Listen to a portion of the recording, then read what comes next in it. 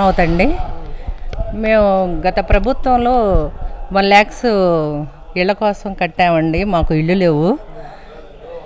ఇంకా మేము ఈ ప్రభుత్వం వచ్చాక ఇల్లు ఇస్తారేమని ఎదురు చూసాము. ఈ జగన్మోహన్ రెడ్డి గారు మాకు ఇల్లు ఇవ్వలేదు.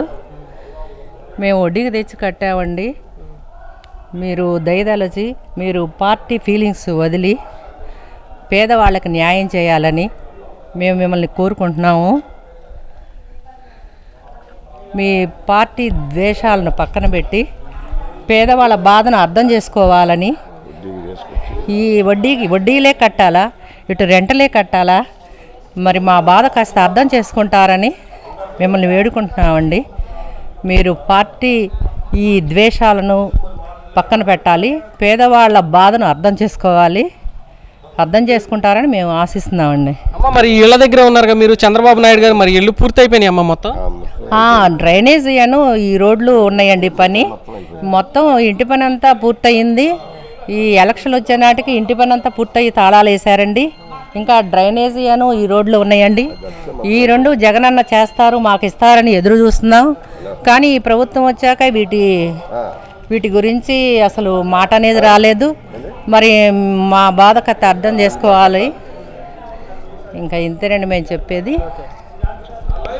Thank you. ఇప్పుడు గత ప్రభుత్వం వచ్చినప్పుడు ఇట్లా సంగతి పేదవాళ్ళకి లేవని మరి ఇట్లా సంగతి అనేది తీసుకొచ్చి ఇచ్చాడు. మరి ₹1,00,000 కట్టమన్నారు. ₹1,00,000 కట్టాము. మరి ఆడ అద్దెంటూ ఉండాల్సి వస్తుంది. ఆడ ఒక 2 ఏళ్ళు 3 ఏళ్ళు కట్టలేకనే ఇక్కడికి వచ్చి ఇక్కడ కడతాడని పూర్తి చేసి 20 సంవత్సరాల్లో కట్టుకోమన్నాడు. 20 సంవత్సరాల్లో అంటే పనిలేని అనుకున్నాం.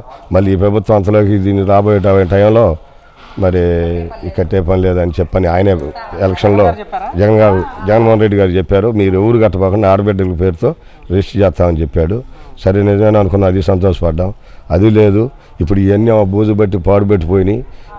అసలు 10 పైసలు వంతు చేస్తే చాలు అసలు అయిపోయేది.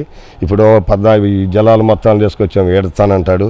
ఇక్కడ బిల్డింగ్లో పాడు పెట్టిపోయాడు.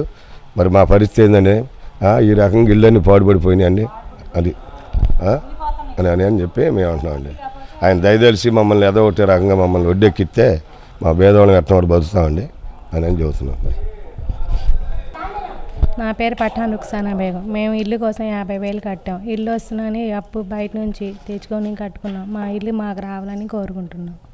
అది ఇస్తాను, ఉగాదికి ఇస్తానని చెప్పారు. అలా ఇస్తే చాలా మంచిగా ఉంటుందని అనుకుంటున్నాం మనస్ఫూర్తిగా. జగన్ గారికి పూర్తి అయింది చాలా వరకు. ఇంకా కొంచెం కరెంటు అవన్నీ వాటరు ఎంత బాగా అయితే ఉగాది లోపల మా ఇల్లు ఇస్తామని చెప్పారు. ఇచ్చేస్తే చాలా బాగుంటుంది.